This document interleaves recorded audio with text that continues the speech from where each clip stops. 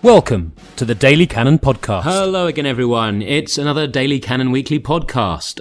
To celebrate the Euros and the fact that they're taking place in France, we have our special French correspondent, Sylvain Jamais. How are you, Sylvain? You good? Yeah, good. The tournament is starting very well for France. Obviously, outside the ground, it's not the best, especially with the English fans, but we'll come back to that later. Indeed, yeah. Well, yeah, especially started well because so far the little bet that you and a couple other people I know have had on Giroud to be top scorers so far looks as though it's plausible. So yeah, it's a good start. As I said last week, I was going to put my fiver on and it's on. So yes, one of my friends was asking me last week who he should put a bet on, so I told him to put a bet on France to win and Giroud to be top scorer, and I think he got sort of 40 odd to 1 or something like that. So that's not bad. I got 20. Well, there you go. I've never actually placed a bet in a bookmaker's in my life, so I've got no idea. It's not for any great moral reasons, it's just for some reason, it's just something I've never done, really. What are your takeaways from the tournament so far? I mean, obviously, it's early days yet, and we haven't even seen every team yet, but is there any games that you've seen that have been particularly impressive performance-wise to date? I didn't see many, actually, because I try to watch only one game a day. Rationing. Yeah, because back in 98, when I watched the World Cup at home, I was watching all the games either at the ground or on TV. So that was like 3 games a day. Mm-hmm. And you just saturate very quickly, actually. Well, I have to admit, this is one of the few times where being an unemployed actor has its benefits. The only game so far I've had to miss without any choice in the matter was the opening game where your countrymen beat Romania with that absolutely stunning goal from Payet to win it. Yeah. It's a shame because now, to be fair, the quality wasn't great on the day. We were not very good. Some players really disappoint as well. So I mean, Olivier Giroud had quite a good game, to be honest. Even though in the first half he's only touched 3 balls. Yeah, I saw that, and which is kind of remarkable considering that one thing you can always say for him playing for Arsenal is he's always involved, even if it's not always with the end result you want. Yeah, unfortunately in that game, especially in the first half, most of the players were not playing in their zone, so Giroud was in the middle as usual, but Griezmann was stepping on his zone. Payet was actually, instead of being on the wing, was a central area or sometimes on the right, so basically nobody was feeding the ball to poor Giroud, just waiting for the ball and can I have it? And he was always going to Payet or Griezmann, so it's part of football. If you don't get the ball, you don't do anything, actually. But well, thanks to the goalkeeper being obviously a bit embarrassing, he managed to score despite not really having a chance. Actually, if you read the French press, they were saying he just took the goalkeeper's arm, so that's why he managed to score the goal. So, yeah, well, we all know that the French press, a bit like some of the French fan base, don't like giving their players any credit once they decide they're not the favourites. Yeah, the thing is, I mean, in general, the notes in the French press are a lot lower than in England. There's something you see at French grounds as well, you know, and in the rugby as well. It seems to be a particular mentality of a certain percentage of French sporting fans is to be incredibly critical of their team and their players to a level, as you say, is even worse than in England, which is kind of surprising. Yeah, to be fair, I'm the same. Most of the players, if I do the ratings, they have between 5 and 7. Well, I wasn't thinking so much in numerical ratings, but it seems it's quite hard for French players once they've lost the crowd to win it back. Whereas in England, we have more of a mentality, well, okay, if you run around a lot for a bit then and look like you're trying, then people will be a lot more forgiving. Yeah, definitely. I was discussing with a coach recently about it, and the difference of mentality is really obvious. So, but that's the culture of the football culture in England and in France is very different. So it's quite normal, to be fair. Indeed. And for reasons beyond just the obvious ones that we'll get onto later, let's not pretend that the English football culture is the ideal either. Yeah, I don't think there's any. They're all different. The US one, the Spanish one, the German one. It's quite good, actually. Yeah. You always learn when you play with foreign players, even at amateur level when I was a student. I always find it interesting. Well, I mean, I remember, it went under the radar a bit, but the ex-US Secretary of State and veteran of realpolitik, Henry Kissinger, famously wrote an essay about how you could learn a lot about the mentality and mindset of different countries by watching them play soccer. Okay, why not? Yeah, and that was an American before they even played soccer over there, really. Now, stop talking about America, I can call it football again, but anyway. Have you seen any of the Arsenal players in action or have you not had that pleasure? I saw obviously Giroud and Koscielny. Yep. So Giroud we already talked about. Koscielny, not his best performance. He could have given a bad free kick. The referee didn't give it. Thank you very much. He plays alongside Adil Rami, and obviously Rami wasn't even in the original 23, so they had to learn to play together because Koscielny was supposed to partner Varane, and then Sako also was one of the and they both missed out. So in the end, Rami just came in, bang, hello. We've all seen enough of him in Arsenal to know that Koscielny kind of needs a stable partnership to be able to play at his best as well. The problem also is that both of them are not very good for vertical passes.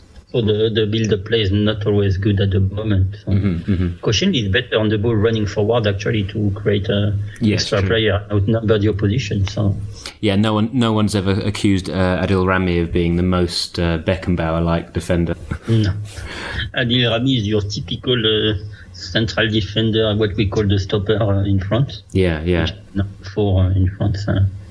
Not the technical guy, basically. He leaves it to Koscielny. Yeah. Well, very much so, and that doesn't surprise me at all. I mean, obviously, speaking of Beckenbauer, we had the pleasure of seeing the Germans last night, looking pretty comfortable for the most part, despite the odd opportunity for the opposition. And obviously, Ozil with a suitably magical pass. His usual business, huh? As soon as the Germans get into a position of counter-attacking very late on in the game, then Ozil gets us one-on-one with the keeper and a decent save, and then sets up a second goal.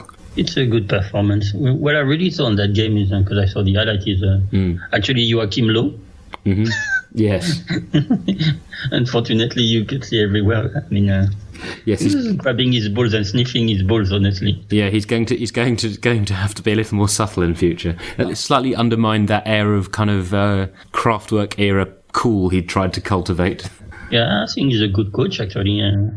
When you see his videos and what he does in team talks and training, it's really interesting. So, well, there has been talk before, hasn't it, that he's one of the potential, earmarks to replace Wenger if Wenger ever decides to leave, which would make sense. I mean, I think it'd be a relatively easy crossover if that were to happen. But as we all know, if next season goes well, Wenger will stick around. Maybe not. Huh? If it goes really well, he's out of contract, so it's true. Go on a year. Yeah, you can't sort of imagine him retiring, though. You kind of think, what else would he do? I don't know, but you never know, honestly. Of course, we know he's going to be there next season, but we can't really know what he's going to do the season after. It's too far away. Did you get to see any of Granit Xhaka? I saw the England game. Oh, well, yeah. And played very well, honestly. I was really surprised by their level. I think also Russia really aren't great. Oh, they're really poor. I mean, I think didn't give anything, didn't show anything. And I felt England's performance, even in the second half, even though they scored the goal, was disappointing, really. And they showed a lack of clinical play that Arsenal fans would recognise only too well, despite the lack of Arsenal players. The finish was the only thing missing, because they were good in possession. They created some players really play badly, of course, like Sterling. Sterling, where's your IQ? Well, Sterling was okay in the first half, but he's a player who's clearly gone backwards significantly over the last year and a half. The flaws in his game are being more clearly illustrated. But the problem is due to injuries and selection, we've got no options on the wing, really, unless you include James Milner, which I would personally never do under any circumstances. Milner not on the wing. Why not in central area, but not on the wing? Yeah, essentially he's okay. He can do a job. But, for me, England's big mistake in that game was when they got the goal, the mentality of the team and the manager became negative. It became, hold on to what we've got. And when you're playing against an opposition lineup where, the Russian front line basically has no real pace, so if you keep the ball in and around the midfield area and push up, then you're not going to get caught on the counter-attack unless you're really stupid. But then if you're sitting back on the edge of your own box and inviting pressure, and, there's some big lads in that Russia team, as we saw. Yeah, it's true. For me, most of the coach, they do that. They just close the shop. Deschamps did it. You see it in Champions League as well. You score a goal and then you close the shop.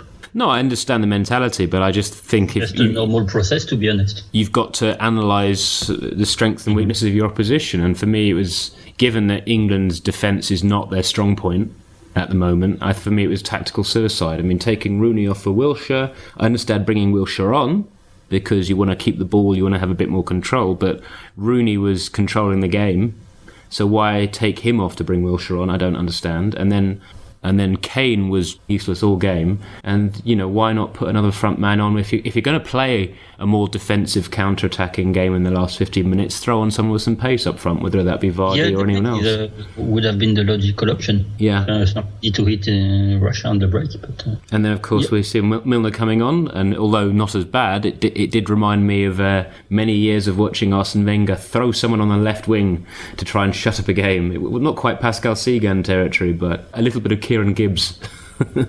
Milner is a difficult to understand choice. Or he could have changed his system as well. I felt that the players lacked the mental strength to know how to deal with the situation once they were in the ascendancy, and I felt the manager threw away the initiative. But maybe that's me being critical. Not his best game. But on the plus side, we did get to see Wales beating Slovakia in what has to be taken as a surprise. Yeah, definitely. I think what I actually took from the Wales game is something from the outside is probably the Welsh supporters are drunk as much as the English ones. But nothing at all happened in Bordeaux. Nothing. The French police was really pleased. And you think the Welsh drunk as much as the English, I think if you just look at football culture over the last however many years, barring some elements of Cardiff City, where some of their fans used to be quite well known for violence back in the day, but aside from that, the Welsh fans justifiably have no reputation for causing trouble. But I think also with English fans, there are some nasty shits amongst them, but also because of their traditional reputation, they get targeted a lot. I think it's also that I think they're used to kind of, come and have a go if you think you're hard enough, and then of course you try that against a group of Russians, and they are hard enough, and they will come and have a go. Fortunately, on that side, the Russians were here for the fight, and so it's not really the English supporters' fault on that one, to be honest. Not within the ground, certainly, from what has been reported anyway. I think it's the English fans have a reputation for being up for a fight and a bit of trouble. So I think even at times, if they're not really looking for it, they attract it anyway, because there are still enough who are like that to give the impression that that's a broader thing. And I mean, having said that, from what I've seen of the various different reports, quite how the police in was it Marseille, Yeah, Marseille. Yeah, how they felt that number of police was going to be wise when you've got English fans beard up who are likely to be a little bit rowdy, and Russian fans who are well known for wanting a fight wherever they go.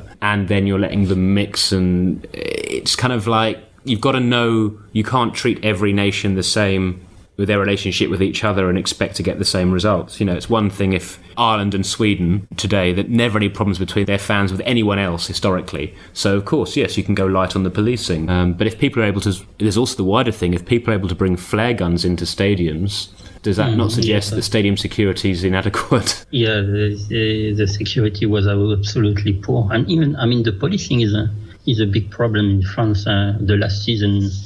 They forbid a lot of away fans to come to games, actually. Which means they had like a low thing, no away fans. So they were not prepared at all for that kind of stuff, actually. They had like 218 games, actually. Wow, that's a lot. That's a lot of games, between all the Division 1 and 2. I mean, I think there's also something about cultural understanding as well, because, there has been talk now that the English are talking about sending some English police over to kind of help support it, and I think it's partly because they know, for obvious reasons, they know how to deal with the English fans in a way. Definitely, I know, but the French police, they don't really like to take prisoners, and we had lots of demonstrations on the sign in the last 3 months because they put a new working law that really doesn't like the population doesn't like, so there's been demonstration and police hitting the demonstrators and injuring them and shit like that. So the pressure rate, and then you get a Euro where they're not prepared. What do you see? A mess. It's really bad, honestly. It doesn't look good for France. Well, the reputation of the French police is long established and reasonably well earned. Oh yeah, definitely. I remember a few years ago I was on a away game with Nantes in Paris against Paris Saint-Germain. So the usual, they block you an hour inside the ground after the game.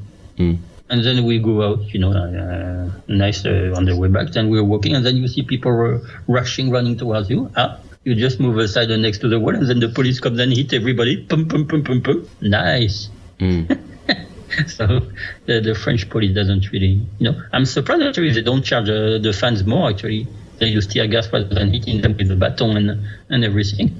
Maybe that's also a reflection of the fact they were understaffed as well. Yeah, probably. Yeah, I probably wouldn't win against so many English fans around. So, but it's really bad. But yeah, it's really shared between the French, the English, and the Russians and the French locals. The scums from the suburbs. Yeah, come and think it's good to come and have a fight with the English. Yeah. The youth from Marseille. Hey, the English are there. Let's go and fight them. There's a certain amount of just, if you get some leery English people there, then people assume they want to fight. Oh, yeah. Unfortunately for us French, those English chanting and singing, it's a provocation. The youth from Marseille, the English are shouting and stuff. Let's have a go. And it's also the cultural difference, because, of course, in England, fans giving each other abuse isn't any it's not unusual provocation. It's just that's what happens at games, and it doesn't, and therefore it doesn't often escalate. What did you think of UEFA's statement? I can't see them really ejecting Russia or England, to be honest. Yeah, unless something really bad happens. Particularly given how both countries' fan bases have been responsible for far, far worse before without any sanctions, and given that they seem to the Russian FA seem to very rarely get punished for anything that happens in Russia, despite the fact that we all know how serious that can be. I think there's going to be a big test in the next few days, because Russia are playing, I think, on Wednesday in Lille, and England in Lens the next day. So, and because those towns are only like 25 kilometers away one from the other, you're going to have some fight again probably on Wednesday. It's really sad that they didn't think about it, actually. I mean, we knew it was going to be happen in Marseille because it happened in 98. So, and then, unfortunately, Lille and Lens next to each other 1 day apart. So it will happen, honestly. And the Russian will be ready for a second round. There's no doubt. Well, of course, a lot of people were just relieved that Russia and Poland didn't get drawn in the same group. Or Poland and Ukraine, or Russia and Ukraine. Yeah, they're big, sort of genuine reasons for people to actually want to fight. I think UEFA actually probably didn't allow Russia and Ukraine to be drawn together. They do have special. They warmed the balls. They actually do. I remember seeing it like no Serbia and Croatia together before the draw, like that. Oh well. Well, let's hope that's the last we have a conversation about this, and that at least whatever happens in future is relatively minor or better controlled by the authorities, because without stating the obvious, you don't want a tournament to be remembered for violence, particularly when it's something which is predictable and probably could be dealt with in a better way. Looking beyond that, did you get to see anything of Xhaka for Switzerland kicking lumps out of his brother? No, I didn't see that one. So I found it interesting because pretty much he's one of those few players that in the flesh pretty much looks exactly like a slightly chilled out version of his YouTube compilation. You know how you get the YouTube compilation which makes every player look like Pele, and he basically does exactly the same in the games he does in his YouTube compilation, which is sit deep, win tackles and play long passes, but his style of play is so similar to a stronger, more aggressive Arteta, just the way they slow play down or speed it up or whatever, and they're very much tempo and control. So I found it very interesting that has sort of that suspicion we all had has been kind of very much echoed, and it'll be interesting to see how he does against better opposition, because obviously he'll be against better oppositions most weeks in England than against Albania. No offence to Albania, because they played reasonably well, but they don't have a lot of quality. Yeah, of course, it's one of those countries who are improving, but are not at the top level yet. But you're right, it would be interesting to see who is going to dislodge in the team next season. Probably Coquelin, when you think about it. Yeah, it seems most likely. Obviously, there could be games where the two of them would play together as well, but at least it'd be nice to have the option to rotate for once in that position rather than play someone till they fall over and then you have to play Flamini, which has been the situation for the last couple of years. Yeah, Xhaka and Elneny should be interesting, actually. I mean, one thing that's come out of this week about our new Swiss man is apparently him and his brother still give 80% of their wages to their parents. Yeah, that's unusual. Huh? Yeah. And that's nice for them, actually. Because, shows a degree of trust. if they give them a lot of time and everything, it's quite fair. But yeah, 80%, it's a huge percentage, actually. Poor guy is not going to be able to pay his rent. Yeah, that percentage might have to change at London prices, even at footballers' wages. Your rent is 3K a month. Are you still giving 80% to your parents? I think he'll still be able to manage. I don't know. I don't think he would be on that much money, to be fair. Bound to be at least 50, 60,000 pounds a week, no? At least. So if he gives 80% of this 60, that's like 48. Well, obviously there's tax as well, so it'll be 80% of say 40, but that's still, £10,000 a week or whatever. I could live off that. Yeah. We all can. Yeah, so my heart's not going to bleed too much. Yeah. I suppose we have to talk about, there's probably not a great deal we can talk about it, but we have to talk about the signing that has not happened. Oh, yeah, I totally forgot about him, actually. Yeah. To be honest. He didn't even play, so we didn't see him in action. There's no rush, to be honest. Yeah. That's the thing. I found it very interesting watching the kind of news stories surrounding it in the press and online, and the amount of kind of speculation about and conspiracy theories and senses of panic here and there. And yeah, it's pretty standard that once a tournament starts, players don't transfer until their team's involvement in the tournament finishes. So they have to concentrate on football, so they're not going to do transfer business. Their agent can still negotiate, but that's the thing. About the only thing we do know from reports that have any weight to them seem to be that a contract has already been sort of agreed. Then Leicester offered a counter contract, and that's all we know. It's entirely possible the decision has already been made and both clubs are aware of it one way or another, or it's entirely possible that no decision has been made by anyone. But I'm quite enjoying reading some of the crackpot theories that have come out on the internet. Mm-hmm. Yeah, to me, honestly, it doesn't make sense for Leicester to sell him, to be honest. So. Well, the suggestion is that, if it wasn't for the clause in his contract, they wouldn't be wanting to sell him anyway. Yeah. The same with Conte and Mahrez. Yeah. Why would they sell Conte and Mahrez, honestly? They may not have a choice, that's why. Because obviously when they gave them their contracts with their release clauses, they did not anticipate having the season they did. To be fair. Yeah, that's why the Spanish teams are a lot more intelligent. They put stupid values like 150 million euros. But isn't it the fact that it's also that Spanish contracts, there is a legal obligation to have release clauses, so that's why they will have such high. But at the same time, they don't always get it right, because as we've seen, the Barcelona reserve centre-half Marc Bartra has gone to Dortmund, or is going to Dortmund for 8 million euros, because that was his release clause, when, in an open market, he'd cost twice that. Yeah, they need to get it right. But, for example, like Messi, I think he's under 200 or 250 now. But Neymar is on like 160. Actually, what I read is a few years ago, somebody paid that money for Messi, and Messi said no to the trust. I have heard that too. But they put 180 million, and Barcelona couldn't say anything. But then again, he's one of the few players in the world that, okay, maybe not now, but, at the age of 23, 24, if you were a team that could afford that, he'd be worth it, because you'd be getting the best player of the world for 10 years. You'd probably make half of that money back in merchandising. Yeah, I think the same for Neymar, actually. Yeah. The clause is not too high for Paris Saint-Germain, so... But, but the only reason they have release clauses at all is because they're legally obliged to. And therefore they put a price that is kind of like fantasy money. So it's effectively trying to not have a release clause. Well, we're all in the dark about Vardy, and none of us knows what's going to happen. So I hate to break it to you fans, but there's just no point even following the stories until something official comes out, because it's just lots of people making things up. Yeah, it's quite funny, honestly.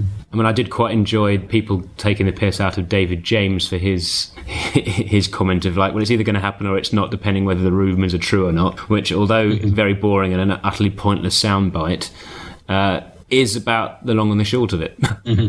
Nobody knows anything except for a very small number of people directly involved, and until that changes, it's best to just enjoy the Euros, I think. And I think definitely. And Wenger might send another centre forward, actually. Indeed. I wouldn't be surprised, actually. Vardy doesn't come and somebody else comes in. Yeah, although after today's showing, perhaps that won't be Morata, for he looked pretty toothless against the Czech Republic. Where Rosicky was very impressive for most of the game, but it was by half-time he'd played more this season for his country than he had for the club.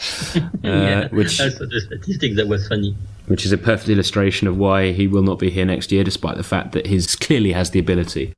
I think we're not going to see many transfers at all before the Euros finish. The other big name that's going around is Henrik Mkhitaryan from Dortmund, where obviously Armenia are not taking part in any major tournaments at the moment, so there isn't that holding anything back. But of course, you've got the added complication of half of Dortmund's squad seem to be the coming or going, so they're probably not in a hurry to sell the player despite his lack of contract renewal. So I imagine that will drag on for a bit. Yeah, it depends. I mean, so many teams are on him, so they can actually go and push the prices up. Yep, I'm sure a bidding war is exactly what they want, considering that they're probably going to lose the player whether they want to or not. Yeah, so if they can push the price up with 2 or 3 teams, I'm sure they will be happy to take the money. Although they already got the money from, what's his name? Hummels.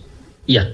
Yeah, and also Gundogan, who's gone to Man City. So, I mean, that's about 40 odd million from those two, even though they had to sell them both at lower price than they might have wanted to.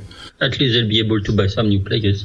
Yeah. And their scouting department's pretty good there, as we've seen. Yeah. I mean, there really isn't that much transfer chat going around anywhere. That's the other thing which I find so funny about the obsession about the potential Vardy transfer, is that there's the only other significant transfer in England that's happened over the last week or so has been Villarreal's Eric Bailly going to Manchester United. Because, again, his team were not involved in any international tournaments, and he's not a particularly big name despite his big price tag, which he may or may not live up to. Yes, the first Mourinho signing. It's interesting, huh? See what Mourinho does at United. We're all hoping for the car crash, but who knows?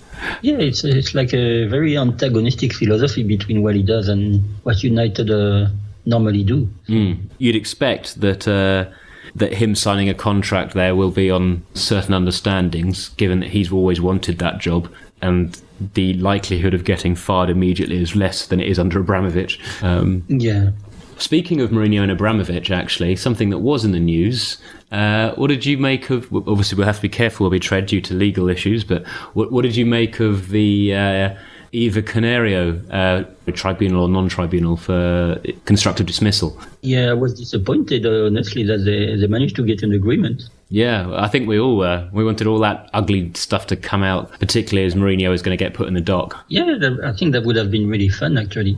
But it was interesting, wasn't it, how day one was Chelsea outlining their legal case, which has basically appeared to be one long attempt at character assassination, saying she stands behind Mourinho and to make sure she could get her profile increased and being caught on cameras, and was doing this and doing that, and not, basically implying that she was exploiting the club for her own benefit. And then she makes pretty clear that I'm not going to back down, and this is what I've got to say on the subject. And the next thing you know, there's an out-of-court settlement and a total 100% apology from Chelsea. Completely ignoring everything they've said the day before. That's really poor behaviour, honestly. Yeah. Well, I mean, we all know Chelsea are a scummy club, run by people without any morals, and they just prove it again and again and again. Yeah, just incredible. But what, of course, was interesting, how is Mourinho managed to avoid commenting on the subject at all. Yeah, he's clever. But yeah, it's really sad to see somebody like her was doing a good job being kicked out for a stupid thing.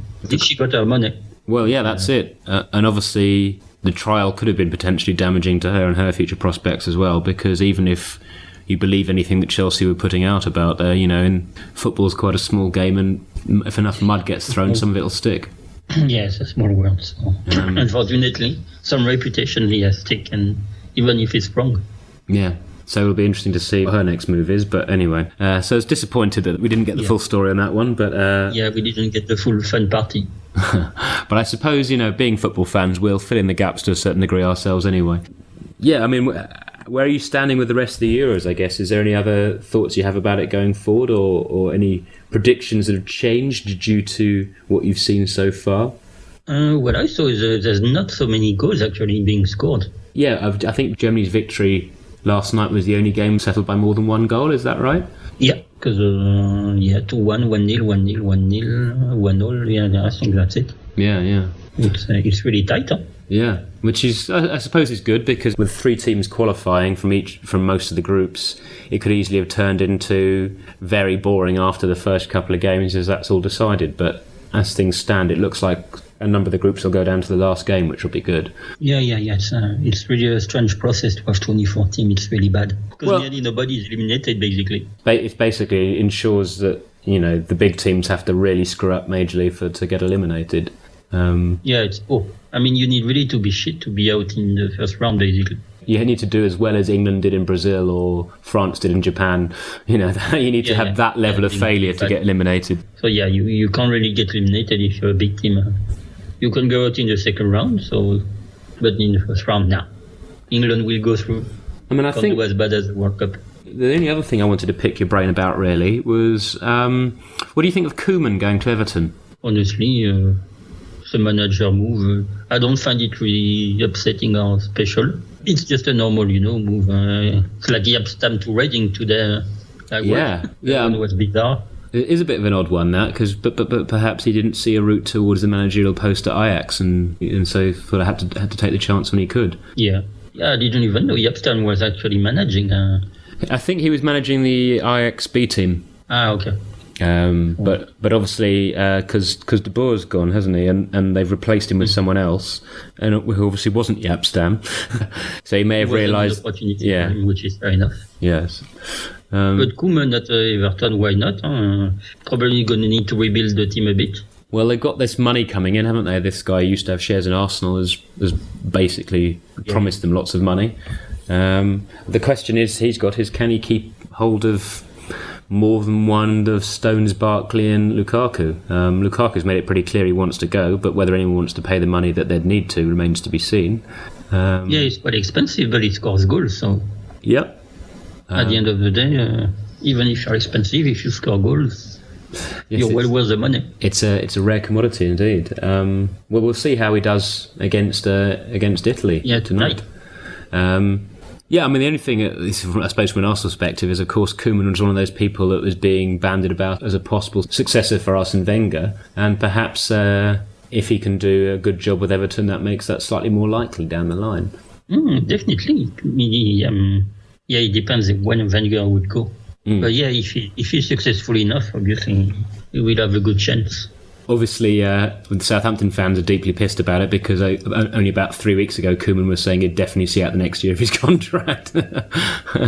which is why it's the key thing: never use definitives unless you know what you're talking about.